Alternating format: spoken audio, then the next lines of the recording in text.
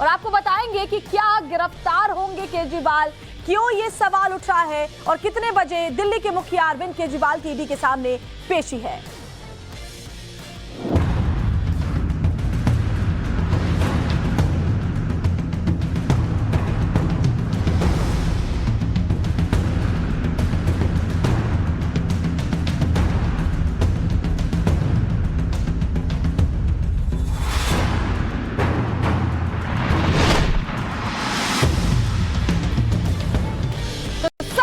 सबसे बड़ी खबर, दिल्ली के मुख्यमंत्री की ईडी के सामने आज पेशी होने वाली है। दिल्ली शराब घोटाला मामले में अरविंद केजरीवाल से सवाल पूछे जाएंगे। बड़ी खबर यह कि ईडी ने पूछताछ के लिए सुबह 11 बजे अरविंद केजरीवाल को बुलाया है। केजरीवाल की पेशी के चलते सुरक्षा के कड़े इंतजाम किए गए हैं। ईडी जाने वाले रास्तों पर सुरक्षा व्यवस्था बेहद कड़ी कर दी गई है, क्योंकि बड़ी संख्या में आम आदमी पार्टी के जो कार्यकर्ता है वो आज पेशी के समय मौजूद रहेंगे और जुटेंगे दिल्ली की सड़कों पर। इसको देखते हुए आज कई तरह के इंतजाम और जो पूरा रास्ता है ईडी दफ्तर जाने का, वहां पर तैनाती की गई है। देखिए, कथित आबकारी नीति घोटाला मामले में दिल्ली के मुख्यमंत्री को आज ईडी के सामने पूछताछ के लिए पेश होना है और इस मामले में ईडी पहली बार अरविंद केजरीवाल से पूछताछ करेगी। इससे पहले सीबीआई ने भी इस मामले में सीएम केजरीवाल से पूछताछ की थी। उस वक्त सवाल जवाब का दौर लगभग 9 घंटे चला था। आज केजरीवाल के साथ दिल्ली सरकार के सभी मंत्री, आम आदमी पार्टी के सीनियर विधायक और पंजाब के सीएम भगवंत मान भी ईडी दफ्तर जाएंगे। और सवाल एक बार ये भी कि क्या संजय सिंह, मनीष सिसोदिया की तरह अरविंद केजरीवाल की भी गिरफ्तारी इस पूछताछ के बाद हो जाएगी, और इसीलिए आम आदमी पार्टी ने भी तैयारी पूरी कर रखी है। तो दिल्ली शराब घोटाला मामले में आज सवाल जवाब अरविंद केजरीवाल से होने वाले हैं। 11 बजे का वो वक्त है जब ईडी दफ्तर वो पहुंचेंगे। उनके साथ उनके जो तमाम मंत्री हैं, कार्यकर्ता हैं, इसके साथ ही पंजाब के सीएम भगवंत मान भी उनके साथ जाएंगे ईडी दफ्तर के लिए। और हमारे साथ पुलकित नागर, हमारे सहयोगी अरविंद केजरीवाल के आवास से सीधे जुड़े हुए हैं। पुलकित, क्या जानकारी इसको लेकर के? 11 बजे वो वक्त जब अरविंद केजरीवाल को ईडी दफ्तर पहुंचना है, उससे पहले वो अपने आवास से निकलेंगे, लेकिन सवाल सबसे अहम है कि क्या आज अरविंद केजरीवाल गिरफ्तार हो जाएंगे, और इसको देखते हुए आम आदमी पार्टी की तरफ से आज क्या तैयारियां हैं? देखिए, इससे पहले एक सवाल ये भी उठ रहा है कि क्या अरविंद केजरीवाल आज ईडी दफ्तर जाएंगे या नहीं। इसकी वजह यह है कि मध्य प्रदेश में अरविंद केजरीवाल का एक प्रोग्राम लगा हुआ है। ऐसे में दो चीजें सामने आ रही हैं कि क्या या तो वो ईडी दफ्तर जा सकते हैं या फिर वो भगवंत मान के साथ मध्य प्रदेश की तरफ जो उनका प्रोग्राम पहले से लगा हुआ है वहां जा सकते हैं और ईडी से समय मांग सकते हैं। तो अभी ये आधिकारिक तौर पर कंफर्म नहीं हुआ है, लेकिन गिरफ्तारी होगी या नहीं उससे पहले सवाल यही है कि वो जाएंगे भी या नहीं जाएंगे। इस बात को लेकर संशय बना हुआ है। जी पुलकित, तो अगर, क्योंकि ईडी ने आज पूछताछ के लिए बुलाया था, 2 नवंबर की तारीख को 11 बजे का वक्त उनको दिया गया था, अगर ऐसा है कि वो ईडी के सामने पूछताछ के लिए आज नहीं पहुंचते तो इसका मतलब है कि पहले इसकी जानकारी उन्होंने दी होगी कि उनका पहले से तय कोई कार्यक्रम है। देखिए, क्योंकि 11 बजे का आज वक्त है, 11 बजे तक उन्हें ईडी दफ्तर पहुंचना है। अगर वो 11 बजे ईडी दफ्तर नहीं पहुंचते हैं और मध्य प्रदेश की तरफ जाते हैं तो वो लिखित जानकारी बाकायदा ईडी को देंगे कि वो क्यों नहीं आ रहे हैं और 11 बजे तक का जो टाइम था उसमें वो क्यों नहीं पहुंच पा रहे हैं। तो उसका जवाब देने के बाद ही उन्हें मोहलत मिलेगी। उसके बाद ईडी की तरफ से ये साफ होगा कि कितने दिन की मोहलत उन्हें दी गई है, दोबारा उन्हें कब बुलाया जाएगा। तो अभी तक ये साफ नहीं है कि वो आज ईडी दफ्तर जाएंगे या फिर वो मध्य प्रदेश जाएंगे, जहां सिंगरौली में। बिल्कुल पुलकित, तो अभी ये संशय बरकरार है, जिस तरह से हमारे सहयोगी पुलकित नागर हमें जानकारी। इस बड़ी खबर पर हम बने हुए, देखिए हमारे साथ अनुज मिश्रा ईडी ऑफिस दिल्ली से लाइव जुड़े हुए हैं, राकेश पांडे भी हमारे साथ ईडी ऑफिस दिल्ली से जुड़े हैं, अभिषेक राज हमारे साथ राजकुमार आनंद के आवास से जुड़े हुए हैं, जहां पर छापेमारी इस वक्त चल रही है। और इसके अलावा हमारे और भी जो तमाम सहयोगी हमारे साथ जुड़ेंगे। राकेश, आपके पास आती हूँ। जिस तरह से जानकारी पुलकित दे रहे हैं कि अभी तो इस बात पर भी संशय है कि ईडी दफ्तर वो पूछताछ के लिए पहुंचेंगे या फिर पहले से जो उनका तय कार्यक्रम है सिंगरौली का, वहां वो जाएंगे। देखिए, निश्चित तौर पर यहाँ पर भी कभी काफ़ी संशय की स्थिति है और निश्चित तौर पर जैसा पुलकित कह रहे थे कि ये 11 बजे का जो समय है, 11 बजे किस तय समय पर अरविंद केजरीवाल ईडी दफ्तर पहुंचेंगे या नहीं पहुंचेंगे। और जाहिर सी बात है, अगर नहीं आते हैं तो पहले से उन्हें बताना पड़ेगा, ईडी दफ्तर को, ईडी अधिकारियों को बताना पड़ेगा कि आखिरकार किन परिस्थितियों की वजह से वो आज पेश नहीं हो पा रहे हैं, अगली तारीख उन्हें दी जाए। लेकिन फिलहाल मैं आपको तस्वीरें दिखाता हूँ। विमल आपको तस्वीरें दिखाएंगे। यहाँ पर दिल्ली पुलिस का जबरदस्त तरीके से जमावड़ा, बड़ी तादाद में, क्योंकि पहले ही जब ये जानकारी आ गई थी कि हो सकते हैं। तो आप देखिए पैरामिलिट्री फोर्सेस के जवान ईडी गेट के ठीक सामने, विजय थोड़ा सा जूम करके दिखाएंगे, पैरामिलिट्री फोर्सेस के जवान और बैरिकेड के इस ओर आप देखिए दिल्ली पुलिस के जवान तैनात हैं। बड़ी मात्रा में यहां पर सुरक्षा व्यवस्था को काफी पुख्ता किया गया है, क्योंकि दिल्ली के मुख्यमंत्री अरविंद केजरीवाल की पेशी को देखते हुए सुबह 11 बजे का समय। लेकिन हाँ, निश्चित तौर पर कई सारी खबरें हैं जो छन कर आ रही हैं कि वो एमपी की ओर भी जा सकते हैं, जिसका जिक्र कर रहे थे पुलकित। सिगरौली में उनका कार्यक्रम, क्या उस कार्यक्रम का हवाला देकर, चूंकि पहले से तय कार्यक्रम, क्या वो आज पेशी से छूट चाहेंगे, क्या वो ईडी अधिकारियों के सामने अपनी इस बात को रखते हैं, ये तमाम बातें हैं जो मुझे लगता है कि थोड़ा सा और समय का इंतजार कर ले तो बहुत सारी चीजें, स्थिति स्पष्ट हो जाएंगी उनके आज ईडी के सामने पेशी को लेकर। लेकिन हाँ, आज का दिन बड़ा है, क्योंकि लगातार आप देखिए श्वेता, कल से दिल्ली बीजेपी के जितने बड़े नेता हैं, दिल्ली बीजेपी दफ्तर के बाहर बड़े सारे पोस्टर लगे थे अरविंद केजरीवाल की गिरफ्तारी को लेकर, और बार बार बीजेपी इस बात को लेकर कहती रही है कि इस पूरे मामले के असली किंगपिन अरविंद केजरीवाल ही हैं और अरविंद केजरीवाल भी गिरफ्तार किए जाएंगे, क्योंकि बहुत सारे सबूत हैं।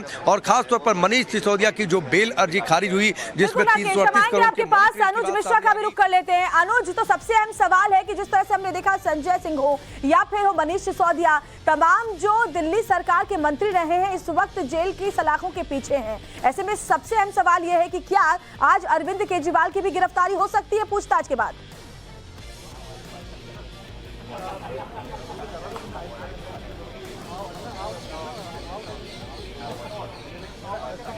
अनुज,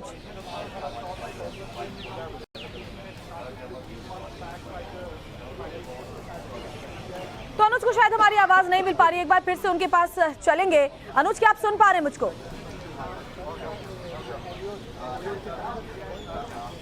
जी बिल्कुल, निश्चित तौर पर जिस तरीके से आज कहा जा सकता है कि अगर अरविंद केजरीवाल यहां पहुंचते हैं तो ईडी पहली बार अरविंद केजरीवाल से पूछताछ करेगी, लेकिन मामले में ईडी के पास तमाम ऐसे सवाल हैं जिसको लेकर ईडी के अधिकारी जो हैं वो अरविंद। और एक बड़ी खबर इस वक्त आ रही है, माफ कीजिए अनुज आपको रोक रही हूं, अरविंद केजरीवाल का ईडी को जवाब। बड़ी खबर यह है कि अरविंद केजरीवाल ने ईडी को जवाब दिया है आज पूछताछ को लेकर के जो उनसे होनी थी, उसको लेकर के एनफोर्समेंट डायरेक्टरेट की टीम को दिल्ली के मुख्यमंत्री अरविंद केजरीवाल ने जवाब दिया है। तो ये बड़ी खबर। और पुलकित हमारे साथ है। पुलकित, क्या जानकारी मिल रही है, क्या जवाब अरविंद केजरीवाल की तरफ से ईडी को दिया गया है? देखिए, अरविंद केजरीवाल ने अपने जवाब में ईडी को ये कहा है कि ईडी तुरंत उस नोटिस को वापस ले, क्योंकि ये नोटिस गैर कानूनी और राजनीति से प्रेरित है। ये अरविंद केजरीवाल ने लिखित में ईडी को जवाब भेजा है और साथ ही ये भी कहा है कि बीजेपी के कहने पर ये नोटिस भेजा गया। ये आरोप अरविंद केजरीवाल लगा रहे हैं अपने उस नोटिस में जो उन्होंने ईडी को भेजा है। नोटिस इसलिए भेजा गया है ताकि मैं 4 राज्यों में चुनाव प्रचार नहीं कर पाऊं। ये अरविंद केजरीवाल का ईडी को जवाब भेजा गया है और साफ है कि 11 बजे अरविंद केजरीवाल को ईडी दफ्तर पहुंचना था। 11:30 बजे का दिया गया हो पुलकित अरविंद केजरीवाल की तरफ से, लेकिन उन्हें पेशी के लिए पहुंचना होगा। राकेश का मैं रुख कर लेती हूँ। राकेश, जवाब तो दिया गया है, नोटिस को गैर कानूनी अरविंद केजरीवाल बता रहे हैं, लेकिन 11 बजे का जो समय है वहां पूछताछ के लिए तो उन्हें पहुंचना ही होगा आज।